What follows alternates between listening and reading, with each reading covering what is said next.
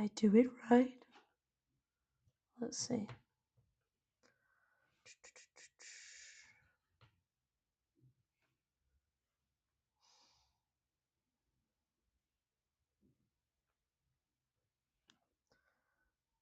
Ahaha! I did it! I'm a genius. Thank God. Okay. Can I hear myself? Am I talking? Ahaha! Yes. I did it. I'm just incredibly slow. Okay, well, hi everybody, and welcome to our new live. I don't know why it took so long to get set up. I've spent the last half an hour trying to figure out OBS, so please forgive me because I am a little bit technologically slow, as some may say. I hope you're all doing well today. I'm not going to waste any time because we've got a sweet and precious hour and I want to take advantage of it as much as possible. As you can see, the setup has slightly changed. I have a camera now that works slightly better than my laptop camera. No offense to my laptop camera, but it wasn't great. I'm just saying. It wasn't fantastic. It was just a camera. This time, this one kind of like goes in and out of focus every now and then.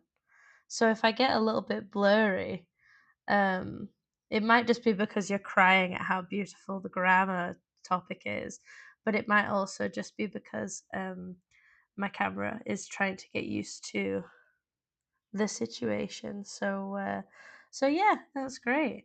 If you're here, hi. I'm happy to see you. Obviously, this is the Grammar Police. It's a pleasure.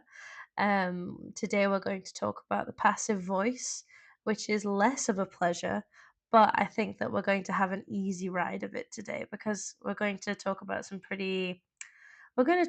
this topic in a way that hopefully by the end of the class, by the end of the session, it's going to make a bit more sense to you. I'm hoping and praying. If you have a question, please leave it in the chat, okay? Um, Obviously, if you have a question about grammar, if you have a question about me, I'm not going to answer any personal questions. I'm just kidding. I might. Depends on my mood. But yeah, so I think that we should just get right into it. I'm going to keep my eyes open over there in case I do see any chat messages and any pressing questions about the passive voice that could be worth talking about. But other than that, yeah, let's go. Let's go, man. Let's just get right into it. So, okay. I don't know how familiar you guys are with the passive voice. I'm hoping that the answer is very.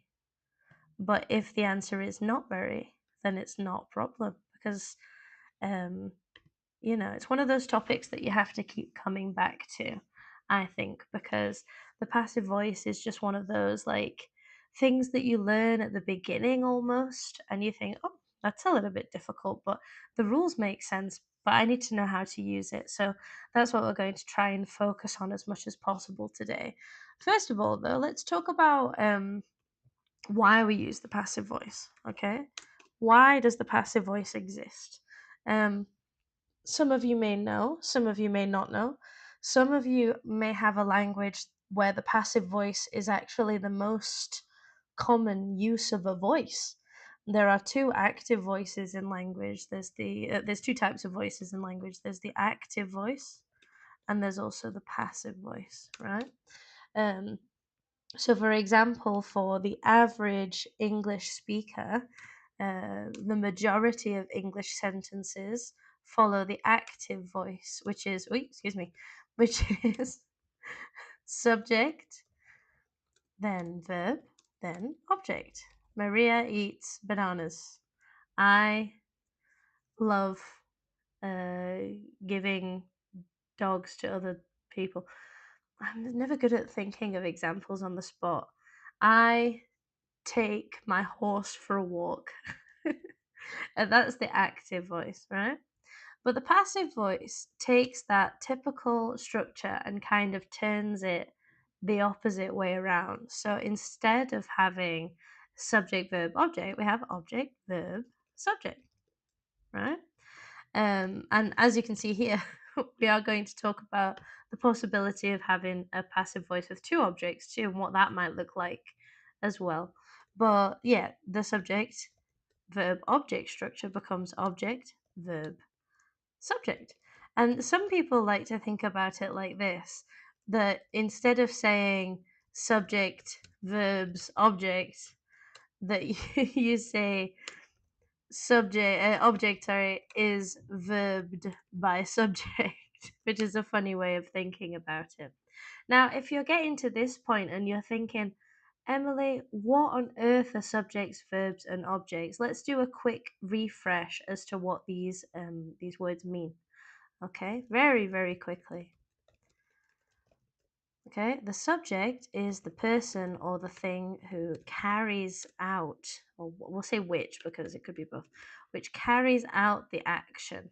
Okay, so for example, if the sentence is Emily walks the dog, then Emily is the subject in the sentence because Emily is the person who walks.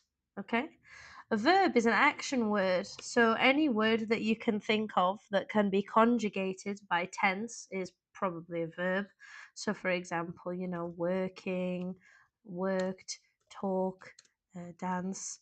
You can put them in different, conjugations. You can say will talk, will dance. That's also acceptable, right? But these are all verbs. And then the object is, it can be one of two things. It can be the person or thing that receives the action, or it can be the person or the thing that receives another object. So, for example, if I punch you in the face, you receive the action of punching, right? Unfortunately, it's not a nice thing to receive. It's not like a Christmas present or anything like that, but it is how it is. And for example, if I say something like, I don't know, for instance, I give you a rose, then you is the person who receives the action. Sorry.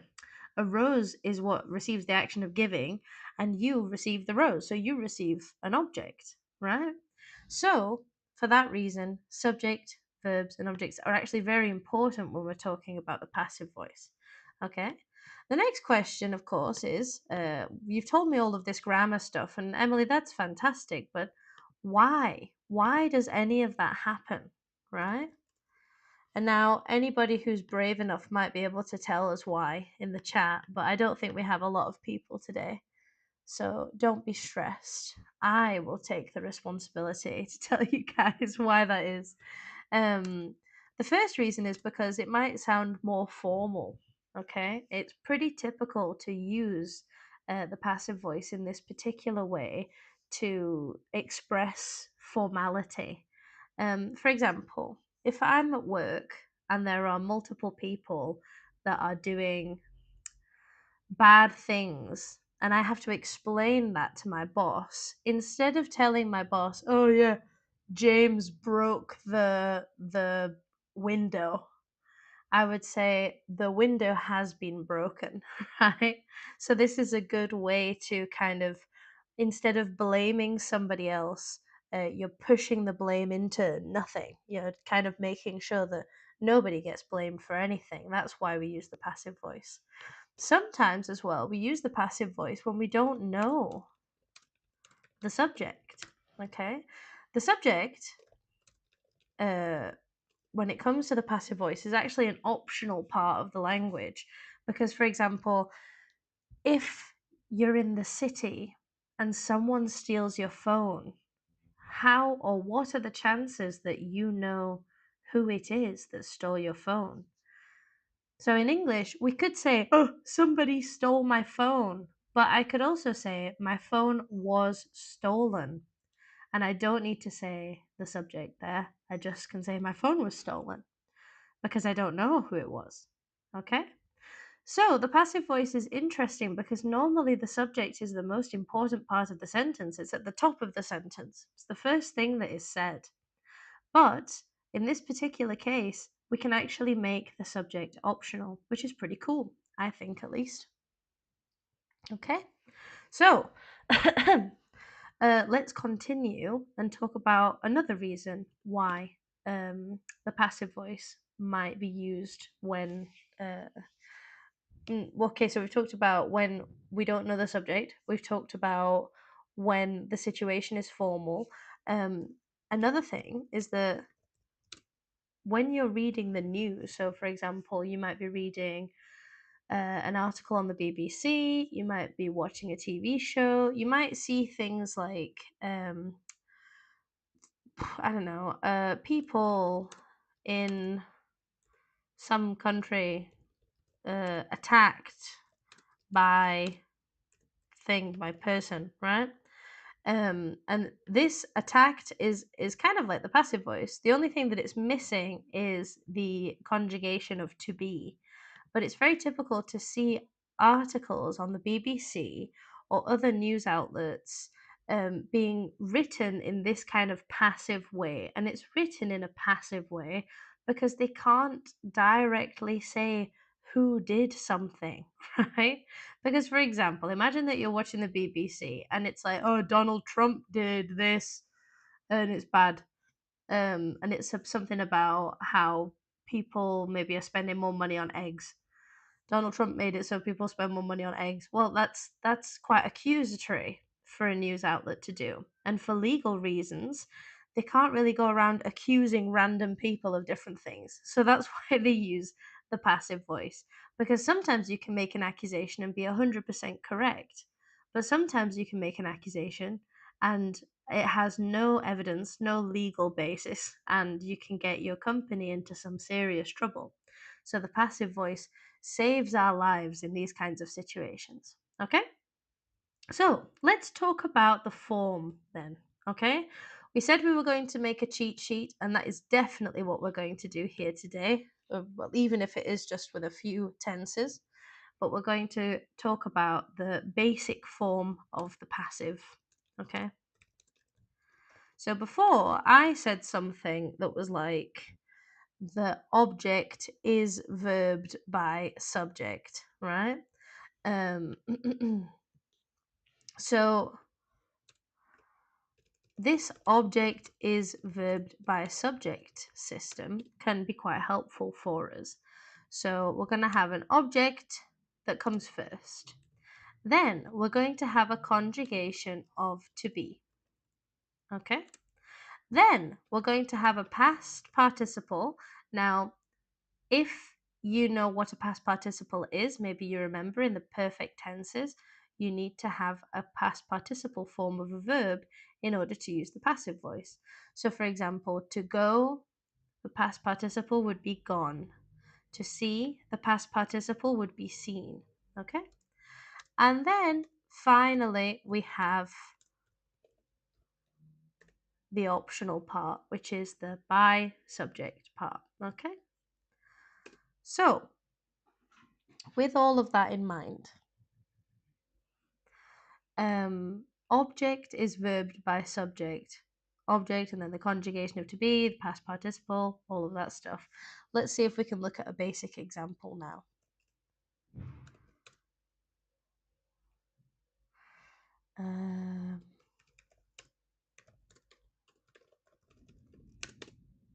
Okay, so this is an active sentence. Okay, it's not a very nice sentence, but it's an active sentence. Emily punches her boyfriend. Who is the object in this situation? Who is the person who receives the action? It's certainly not Emily. She's not receiving any punches, but her boyfriend. So, specifically, Emily's boyfriend, to be sure. Okay?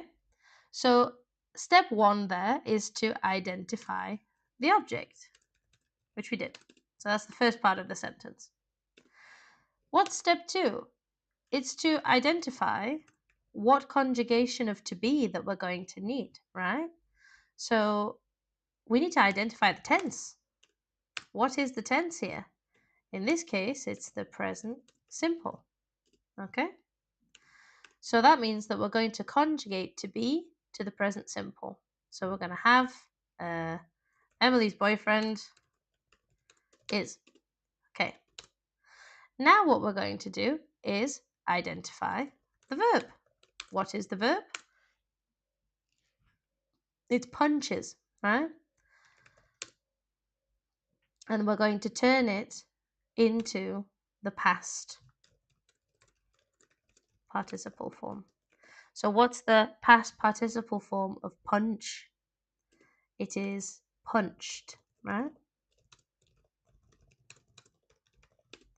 And then finally, step 4, we have our little optional step there where we say by and then we say the subject.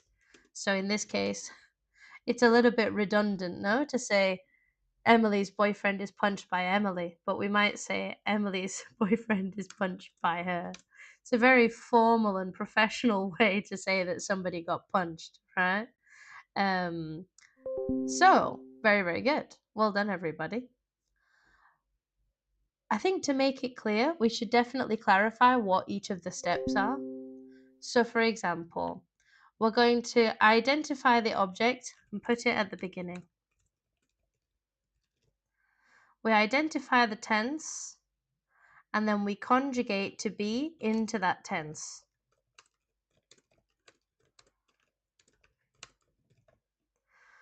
We identify the verb and then we turn that verb into the past participle, which we already did. And then we add by and then the subject. Okay? Cool. Interestingly, if you had another structure, this subject, it might look like an object pronoun. Okay.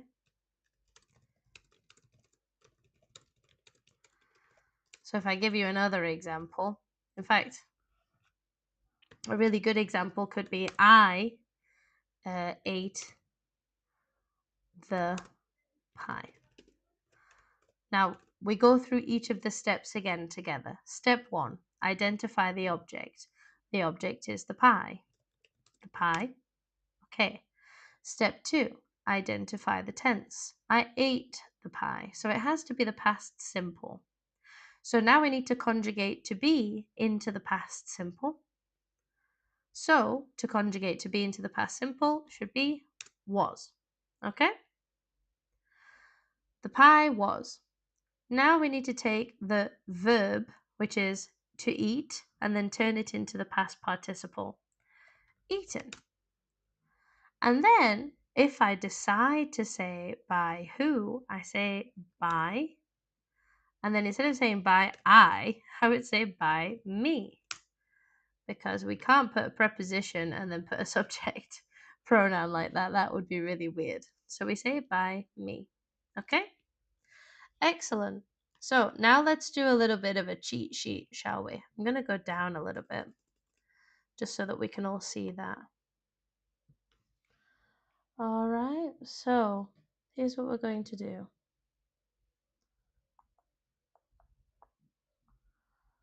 Okay, so let's start with the present simple. We just talked about all of these different rules. Now, how many tenses can you think of in English? We have the past simple. We have the present perfect. We have the present continuous. So many presents. Can anybody think of any more tenses? I'm sure you can. I'll let you think about it on your own, but there are some more that I'd like to include in this particular cheat sheet. So, for example, I'm going to stick modal verbs in here. Things like should or could can definitely go in. What about the past perfect? That would be cool too.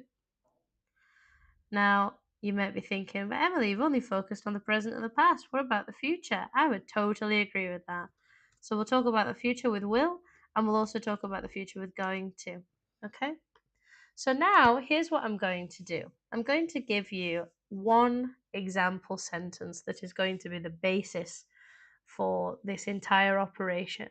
But in the future, when you are doing your own homework or your own work, you will be able to use this particular table kind of like a conversion table. And if you need to add another tense or add another modal verb to help you remember, then you absolutely can. But for now, these are the ones that we're going to focus on. Okay? So for the present simple and for all other tenses, we're going to go with this sentence. No, Shakespeare is boring. Everybody always says that one. Shakespeare writes amazing plays or something like that. We can do one more interesting than that, I think. It's just a difficulty. It's the question of thinking. What would be an interesting one to talk about? What's a relevant thing right now? The Olympics. That's a great one. We'll talk about the Olympics. What about this one then? Alisa won a gold medal. Is that true? I think she did. But yeah, we'll use that as an example. Now, what tense is that in? That one's in the past simple, but we're going to basically use the same sentence for all of these and just change the tense. Okay? When you are doing this at home and you're practicing by yourself, you can think of some more examples that would be better for you. So, as you can see, I'm going through all of these example sentences and I'm adding different tenses just so that when we turn it into the passive voice, that passive voice is going to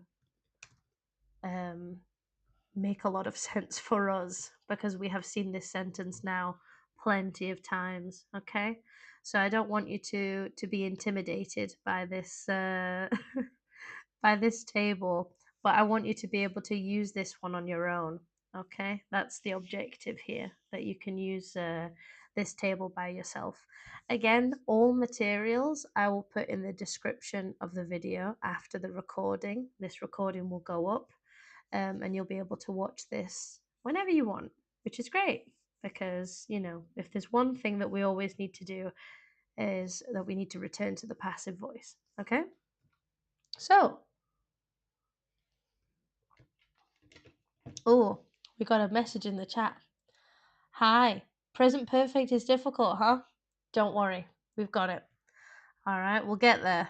But if you think you know the answer, don't be afraid to put a message in the chat, okay? So let's follow our structure that we had before, the 4 steps of the passive voice, okay? We start with identifying the object, putting it at the beginning, identifying the tense, then conjugating to be into that tense, identifying the verb, turning that verb into a past participle, and then the by with the subject is optional. Okay, so let's get it. Alisa wins a gold medal. So we do our step 1, we identify the object. The object in this case is going to be the same for every single example, which makes our lives quite easy, right? A gold medal is the object. Okay, now we know that our next step is to find the conjugation of to be here that has to be in the same tense as the sentence. It's in the present simple tense, so the perfect conjugation, the correct conjugation of to be here is. Maybe if this were plural and it were gold medals, it would be are, but because it's singular, it is for today. Okay, a gold medal is, and then what's the verb in this sentence? Win, right? Win is the verb. What is win in its past participle form? It is won. Okay, a gold medal is won, and then the optional part by Alisa. Okay, so when we change the tense, many things stay the same. For example, the object, the subject, the past participle, which is to say the verb of the active sentence. All of these things stay the same. But there's only one thing that changes, and it is the conjugation of to be that is right there in the middle, just after the object. People find it so difficult to remember these structures because because of this to be. So I see a lot of my students writing silly little things like this, for example, where they go, a gold medal won by Alyssa, which would be a nice participle clause, but it isn't a passive voice sentence because you're missing the conjugation. Okay? So let's do the past simple together. A gold medal is won by Alyssa would be the present simple. Is anybody brave enough to guess what the past simple would be? Think about it. You don't have to write it in the chat, but I'm sure you've got an idea of what you think it could be. You remember what we said? The only thing that we're changing is the conjugation of to be. So if the only thing that's changing is that conjugation, then naturally it's going to be a gold medal again. Was won. Yes. Good job, dude. By Alyssa. Fantastic. Nice. All right. So that's the past simple. Now, these two, the present perfect and the present continuous, are the stinky ones, to be honest, because they require a little bit more than just one word, right? It's not just conjugating the to be into is and then that's it. This one's a little bit more complicated. The present perfect always has something in it. It always has this word have, right? The same with the past perfect, actually, except it's had, right? The present perfect could be have or it could be has. These things are always present. Do you get it? They're always present in the present perfect because it's how we know that it's a perfect tense. So, Alyssa has won a gold medal. Again, we'll start with the same thing that we started with before, a gold medal. Then we need to conjugate this to be structure, but it has to be in the present perfect tense. We need to make sure that it conjugates properly with a gold medal coming first, which is third person singular. So we need to start with has. And then we've still not put the be. So how do we conjugate that? It has to be the past participle because it is the perfect tense. So we have two past participles. Has been won. Whoever's writing in the chat, Lawlight, you're a genius, dude. You got it, right? You wrote it faster than I did. A gold medal has been won by Alyssa. Fantastic. So, the difficulty there is, of course, because we have two words. And the same thing happens with the present continuous. So, the present continuous already has a to be form in it. And then it has a verb with an ing at the end, right? So this is where things get a little bit weird. When it comes to the passive voice, you're going to see things like is being or are being, because you have to put the be into the continuous, into the present participle. So instead of saying a gold medal has been won by Alyssa, what we're going to have here is. So we start with is, and then we have, because that is the conjugation of to be that goes with a gold medal, and then we still need our conjugation of to be from the passive voice that we still haven't entered into yet. Is being won by Alyssa. People don't recognize that you need both of these words in the passive voice for the present continuous. They only recognize one. So they might write, a gold medal is won by Alyssa, but that's the present simple, isn't it? Or, even worse, they might write this, a gold medal being won by Alyssa, which is so close, but it's just missing that extra detail. Okay? Is being won. And this is because when you use a continuous structure, you need subject, I, for example, and then you need to say I am, he is, we are, you are, and then you need the ing verb. Okay, so yeah, pain in the butt, that's for certain. Modal verbs, on the other hand, are a little bit easier, I think. So again, we'll start with the object, and we'll say should. Oh no, we'll say could, because that's what I chose for the active. Could. Okay. Great thing about modal verbs is that any verb that comes after them has to be infinitive. How easy? How not complicated was that? Okay. Gold medal could be won by Alyssa. All right. Nice. Past perfect. Alyssa had won a gold medal. Okay, so we had trouble with the present perfect. Past perfect, though, it's a little bit more rigid. It's a bit more. It's still difficult, but it's always had. You don't have to change it depending on if it's he or she. So what do we think? A gold medal.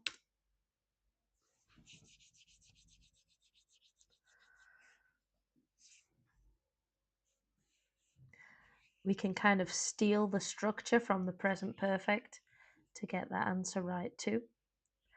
That's right, it's had been won. So it's practically the same as the present perfect. The only difference is that it's had instead of have or has. Okay?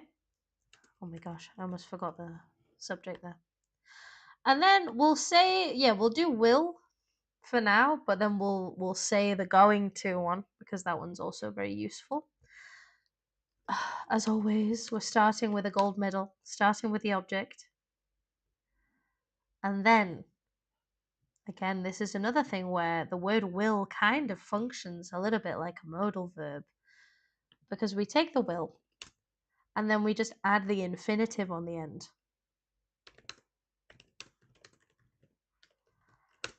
And there we go. That's it.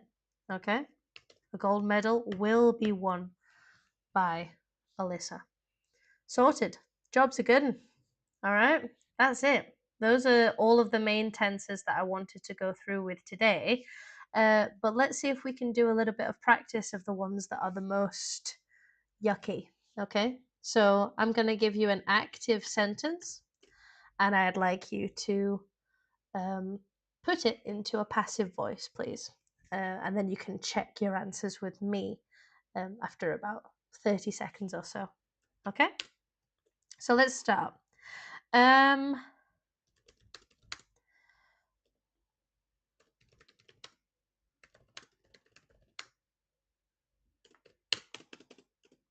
going to give you two here.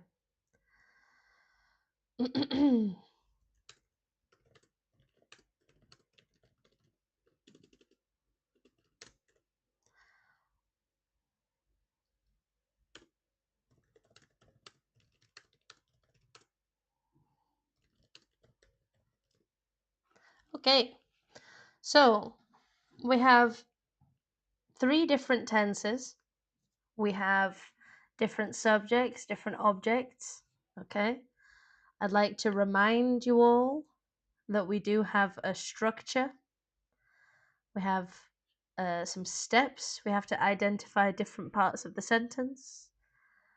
Okay, take our time to conjugate. So I'll give you a few seconds to think about that.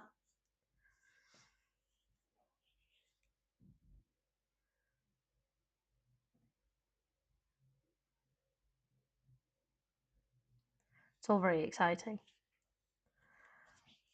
The passive voice is truly magnificent.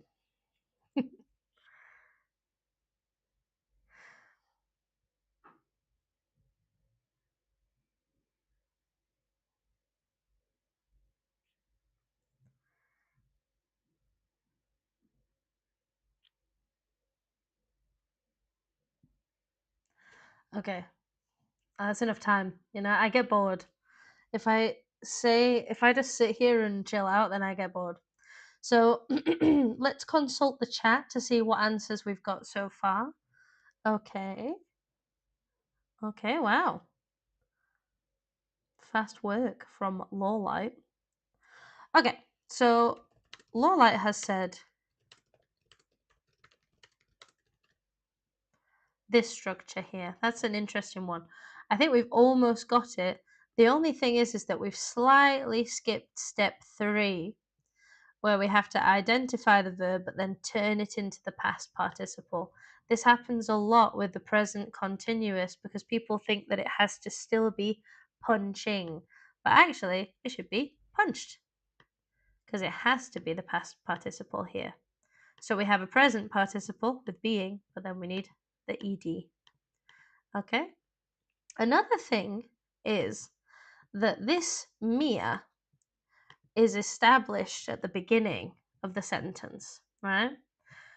But if I say her brother at the beginning of a sentence, I don't know who her is. So we might have to do a little swap here and say Mia's brother is being punched by her. And that way the her connects to Mia, but Mia has to go at the top of the sentence, at the beginning of the sentence, for us to understand. Because otherwise, if we put her first, maybe we ask the question, who is her? Who is her? Okay. Now we know Mia's brother is being punched by her. Okay. It's an interesting thing that happens with the passive voice, right? It's curious. All right. Let's see what we've got for number 2. I have done the homework.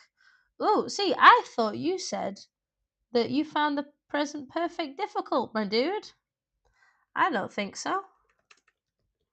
The homework has been done, but by myself. It's very formal. You could say by myself or you could say by me. Both of those are absolutely fine. But look at each of the steps. So we have the object, then we have the has been, which is our conjugation of to be in the present perfect. And then look at that. That's your past participle. Okay? That's really nice. All right. And then finally, we've got number 3. Okay, number 3 was pretty difficult, I think, because yeah, you might have a difficulty in terms of we are going to, but also we didn't talk about this tense going to, although it does function in exactly the same way as will does. So let's have a look at the chat. What have we got? Some letters are going to. Yeah, perfect. Dude, are you English? Like, dang. But yeah, some letters, which is our object, and then because we have to conjugate it properly, it's they are going to be. Always need that conjugation of to be. And then our past participle sent by us, or as Lawlight has correctly said, could you say also by ourselves? All right. It's a little fancy to say by ourselves. But you know what? It's Friday. We're feeling fancy. You know, you're here. You're learning English with me instead of going to the disco. I feel like we're pretty highbrow in this class right now. Okay, so that's fantastic. Good job. All right. So let's see if we can increase the difficulty slightly. The first thing that I want to talk about is something that happens in English but actually doesn't happen in other languages, and that is this structure. I was told, or I was hit, or these kinds of things like we were attacked. I live in Spain, and Spanish people don't use English like this. Well, they don't use Spanish people don't use Spanish like this. They would actually probably say something similar to "they told me," right, or "they hit me." But in English, if you say something like that, if you say "they hit me," or "they stole my phone," or "they whatever," the first question that I would ask is who? Who stole your phone? They ran me over with a car. Who ran you over with a car? Is they the mafia? Is they like the FBI? I have no idea what you're talking about, and it makes it sound kind of suspicious, I'm not gonna lie. So for that reason, it's very common for us to use I was told, to use the passive structure to explain that something happened to us. So for example, we might say, I was run over by a car. And it's actually a faster way to say somebody ran me over with a car because, yeah, it puts the focus on the object rather than putting the focus on the subject, which is actually something that we should have written down at the very beginning here. The key thing about the passive voice is that we focus on the object, not on the subject. Okay, this is something that happens a lot with the passive voice. If I say to you, I got ran over, or I was run over, or I was told by the police that I had to do something like this, then I'm saying that the emphasis here is actually all on me, what happened to me. Whereas if I say, you know, somebody stole my phone and I don't know who that is, it's going to make people focus on the somebody. Like, who? What did he look like? What was his name? What clothes was he wearing? And maybe I don't have any answers to those things. So, or maybe I don't want to tell you, right? This is a very good thing to use at work. Like, I was told to do something else. I'm sorry, Mr. Manager. I haven't done anything that you told me to do because I was told by somebody else. And then if they ask you who told you, I can't remember. I was told. It's perfect, you know? So, okay, we've talked about that. We've talked about the focus on the object. Now I want to talk about the passive voice for two objects, forgive me. This one's good fun, huh? This one's going to be really good. Now, in English, sometimes we have verbs that have two objects. Can anybody think of any verbs that have two objects? Now, it's like easier said than done kind of situation because you might be thinking like, oh, yeah, and then you might, or some of you might be thinking, absolutely not. I have no idea what you're talking about. So I want to know if anybody's got any ideas.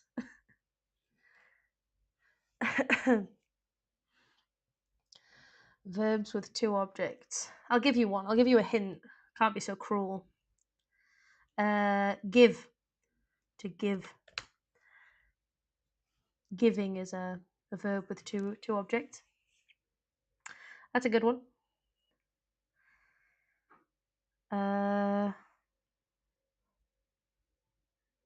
Anything else? Anybody got any more? I don't know if you may know anymore, to be fair, because it's kind of hard to think of verbs that have two objects. For example, you might have things like bring me a coffee. All right. Take equally is the same. Sell, not buy though. Sell. Strange that, isn't it? Very very strange. But yeah, it's curious. But we'll stick to these examples for now. I'm gonna add one more. No, I'm not. I'm gonna add two more. Sorry, I keep lying to myself. Oh, build. I see. Um, build is an interesting one. You build someone something. Yeah, you can. You can. I think it's kind of like buying something for someone, though. You have to kind of think about how often you use that word and how often you use it with two objects. For example, I could say, bring a jacket, and that's just a jacket, that's just one object. But um, you can also, it's very common to say, like, bring me this, that's pretty standard. So build, maybe not so much, not for the examples that we're going to think of today, but yes, I mean, it does have two objects. You are right. So normally, when you have a verb with two objects, it's got a direct object and it's got an indirect object. Okay? Everybody, especially if you're in Spain, these guys really like lengua. This is like a big thing. Like they do a lot of Spanish grammar classes and study and all of that stuff. So there's direct objects and there's indirect objects. Most people like to say that direct objects are things and indirect objects are people. I think this is a fair definition, but I also think that another definition that could be quite helpful is that if you think about a direct object as the thing that receives the action word, so the verb. Okay. So, for example, if I give my friend a present, the present is what receives the giving. I don't give my friend, I give the present. But the indirect object is the item that receives the direct object. So when I say item, I mean person, thing, whatever. In this case, the item that receives the direct object, if I give you a present, you are the indirect object because you receive not me, not a verb, but a present, the direct object. Okay? So for that reason, it's important for us to know the difference between direct and indirect objects, and I hope that that difference makes sense. Let's have a look at some active sentence examples.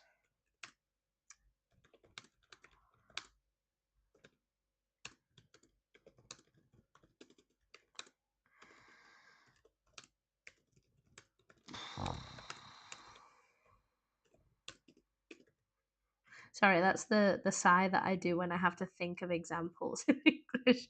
I don't know what's more difficult sometimes. Doing you guys learning the grammar with me or me thinking of the thing to teach, the example to give. That's the difficulty on my side of things. But yes. So, brought me what's wrong with this? What's it complaining about? Oh, a coffee. And yeah, we'll do give because give is a really common one. So I could say my students gave me a birthday gift. Okay. In fact, you know what? No, because we have somebody in the chat that doesn't like the present perfect tense. I'm evil. I'm evil. So you know that the passive structure is the opposite to the active structure. Instead of being subject, verb, object, it's object, verb, subject. So if we have a sentence that has a verb that has two objects, then that means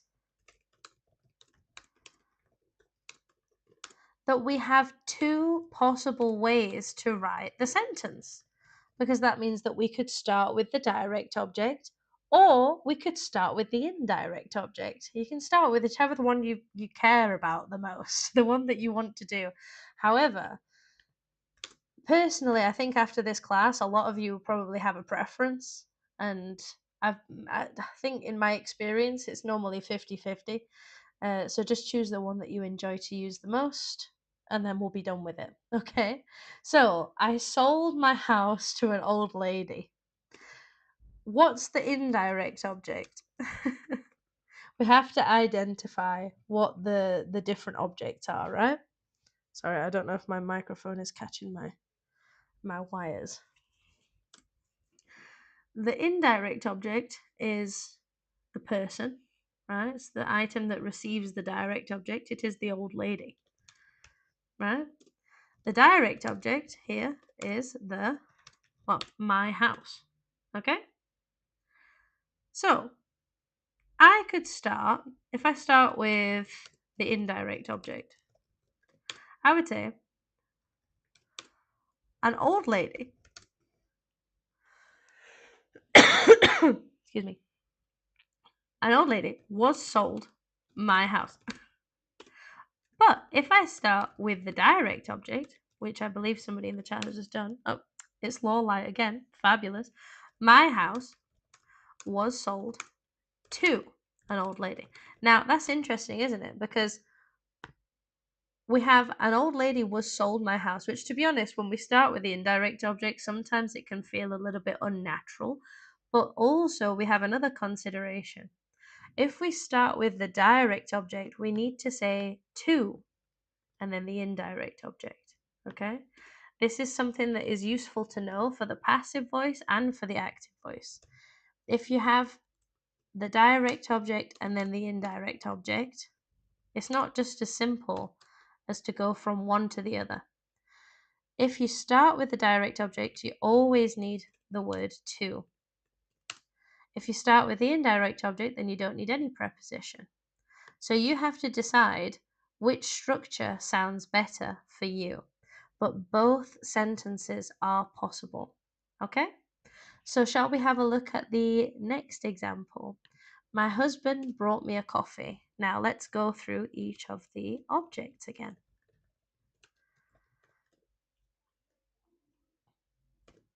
We've got some of the ones, yeah. Okay, good job, everybody. If you're just coming in now, welcome. We're looking at the passive voice. Now we're getting pretty difficult because we've got some passive voice structures with two objects. So if you think you're brave enough to take this active sentence and turn it into a passive voice sentence, that would be really cool.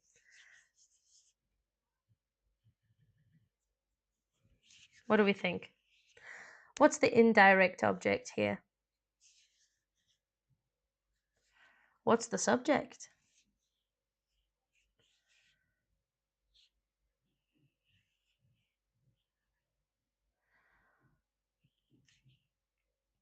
The indirect object is me, right?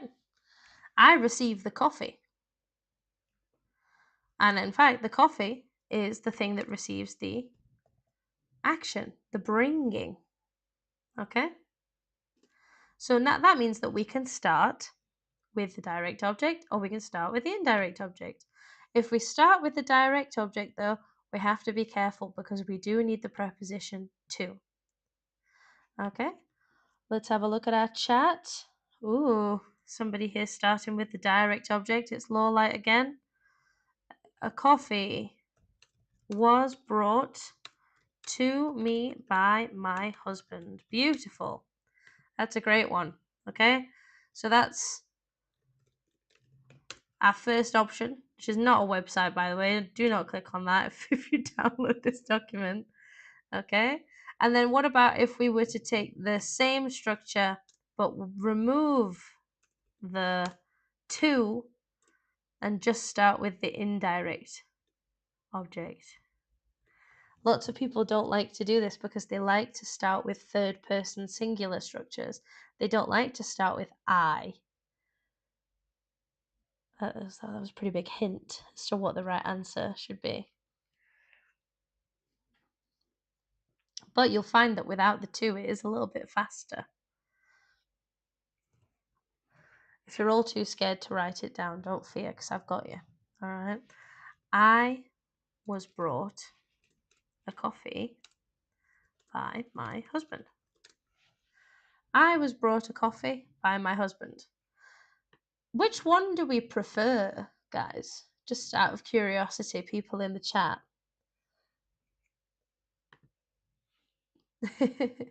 The indirect object here is me because my husband brought the coffee to me.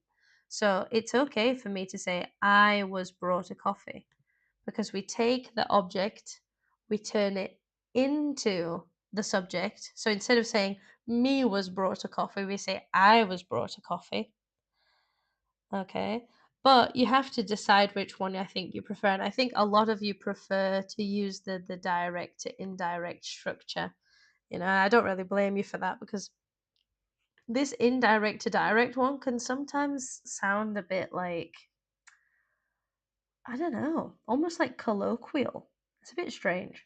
But regardless, it's good to know that it exists so that when you're reading anything in English, you're not massively confused. Like, what is this structure? Why is the indirect object first? Who is this person?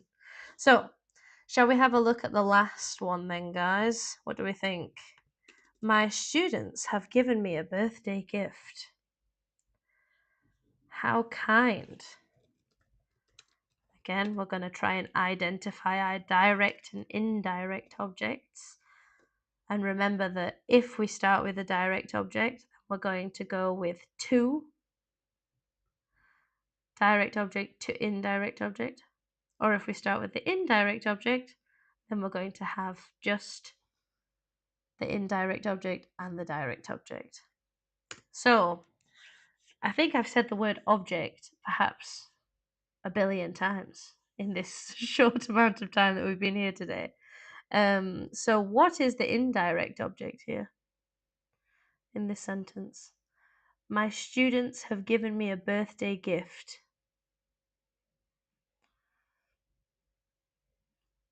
It's very similar to the second sentence that we just did.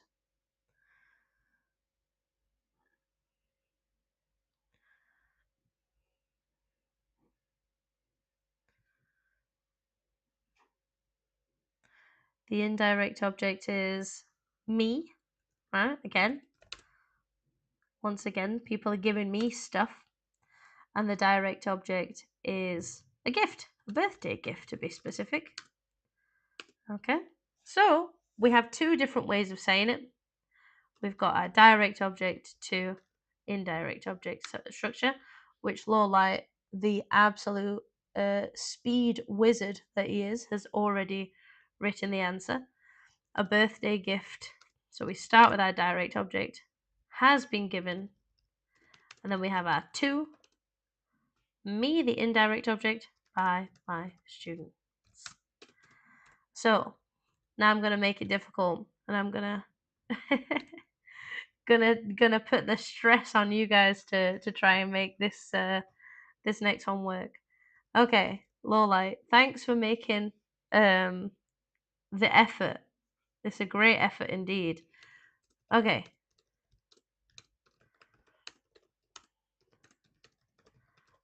Excellent. So the only thing here is that I can see is that me is the direct object, or the indirect object, sorry.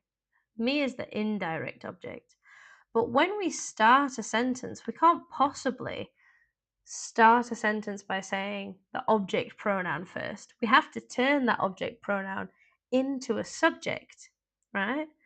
Me as a subject is I, right?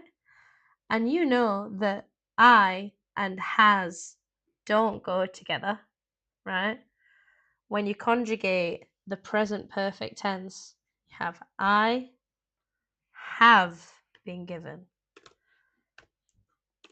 a birthday gift by my students. Okay? Very good. Very good. So, there we go. I think that it's obvious that our direct to indirect structure is a little bit more comfortable in English than other things. But mainly, you can use both. I think that's the important piece of information here, is the fact that you can use both. But maybe this indirect to direct structure requires a little bit more practice. That's what I would probably say. So, great. Excellent. I'm now going to turn off this little window here. Like I said to everybody at the beginning, all of this information, all of the content, all of the material from this particular class will be uploaded in the description so that you can access it whenever you want. But I'm now going to give about 5 minutes here for any other grammar related questions that you may have. And if anybody has a good question, then I can stay on a little bit longer to answer that doubt. But I'm hoping that I have sort of made you feel a bit better about your grammar skills, at the very least, in terms of the passive voice for today. So, yeah, if you've got any questions, I'm just going to be chilling here for a while. But I'm happy to hear any doubts, or if you've got any sentences that you'd like me to turn into the passive with you, then let me know. That's what I'm here for. Okay?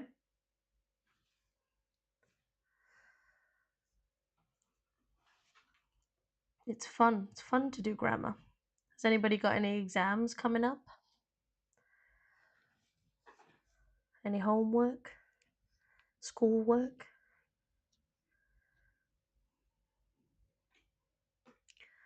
Knowing me, the only people in this chat are probably this wonderful Lawlight who has been working incredibly hard. Anna, she's probably in here. If she's not here, She's in trouble. My mum. Hi, mum. Hope you're doing okay. But other than that, I can't think about anybody else who might be in here.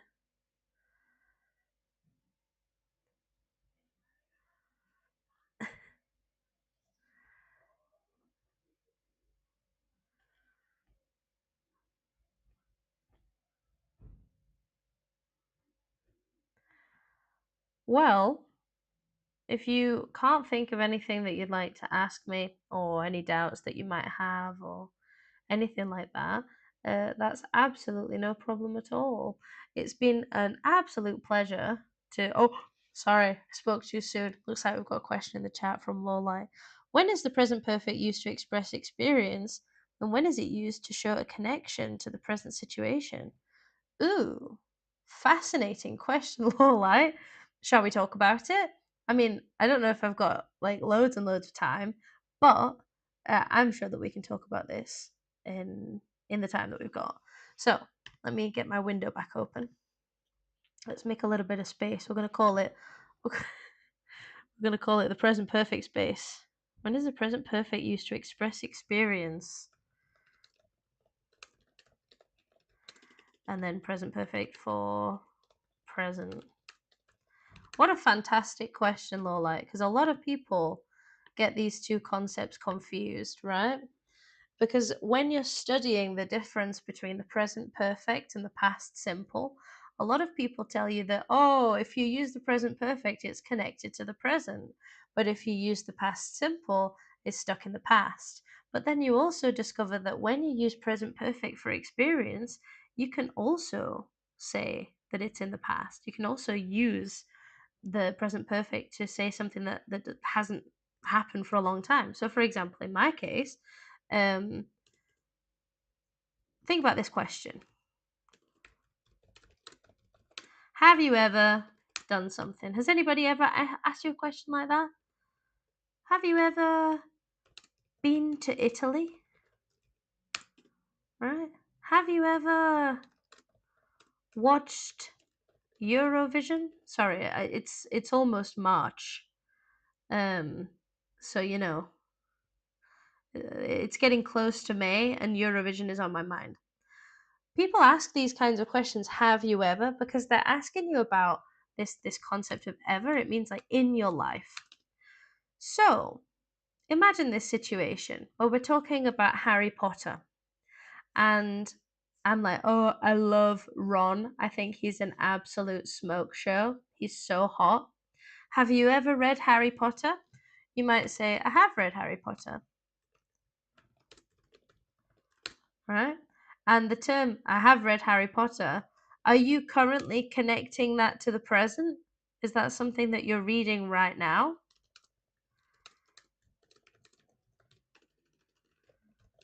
It happened at some point in the past.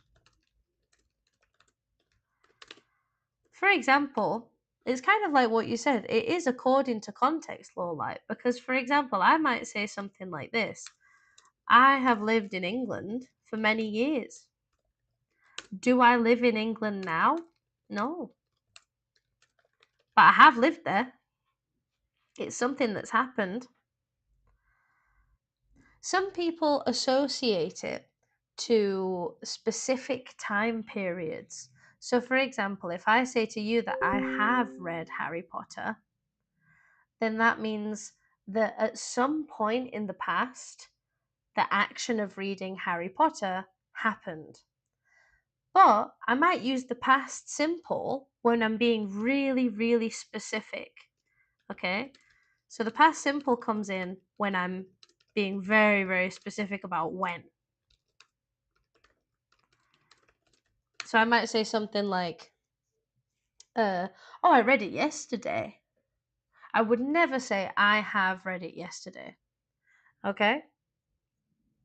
So if we talk about the for many years thing, imagine that you're on LinkedIn and all of the people on LinkedIn are like, oh, I have taught English for 10 years.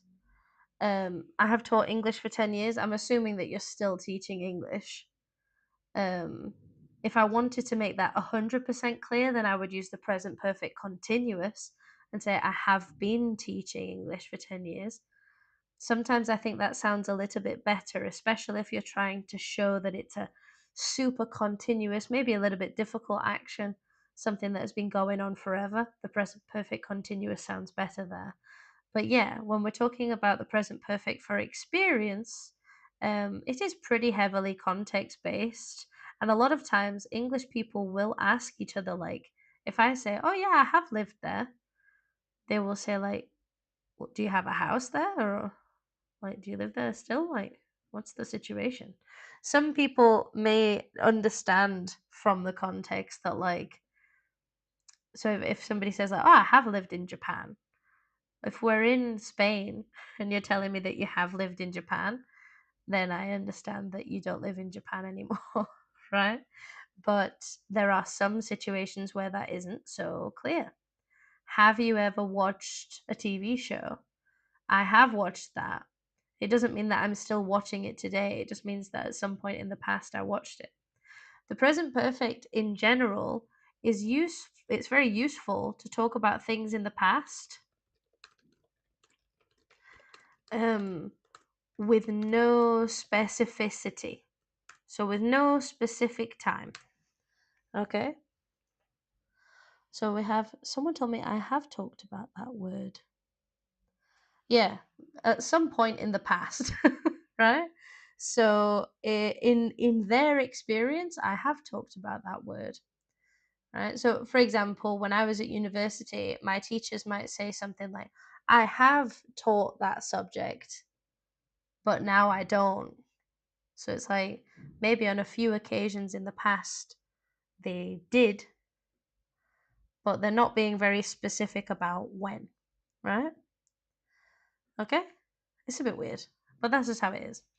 And then, what was the next part of the question? When is it used to show a connection to the present situation? Oh, have you ever been to China? I have never been to China. I would like to go to China. I actually had a friend who went last year. You see how I used the past participle because it was a specific point in the past? She went last year and she had a fantastic time. So I would like to go this year. It's my New Year's resolution. But yes, present perfect connected to the present. Um, all of these situations where you have a duration of time, so you have the keyword for or since. Normally, emphasis on normally indicates that it continues into the present. But if you're not sure, then you would use the present perfect continuous, which is when you say the subject, like I have been, and then you use a verb with ing. I have been working as an English teacher since I was 14. Can you believe that? That's actually true. I started as a teacher trainer when I was 14 years old in the UK. Probably not very legal, but you know, this is how these things go. But yeah, the present perfect and the past simple is two sort of grammatical tenses that will be coming back into conversation, and we'll probably do another live about this topic at some point in the future. So don't worry. If you're still concerned and if you still have some doubts about this topic, it's definitely something that we will come back to. The same thing goes for all of these lives. Today, on a Friday evening, the people who decided to come and practice English with me today, you are real ones. That's amazing work. And your English teachers at school and your English exams and your co workers will benefit from your fantastic English. So thank you so much for coming today. In the future, I'm hoping to do some more exam preparation, exam practice, grammar homework, maybe even conversation practice at some point in the future. But the main thing at the moment is grammar primarily. So I hope that this has been useful for a lot of you. I really, really hope so. And yeah, thank you so much for coming. All right. I'm going to give you a big mwah kiss and a wave, and I'll catch you around, ladies and gentlemen. All right. See you later. Bye bye.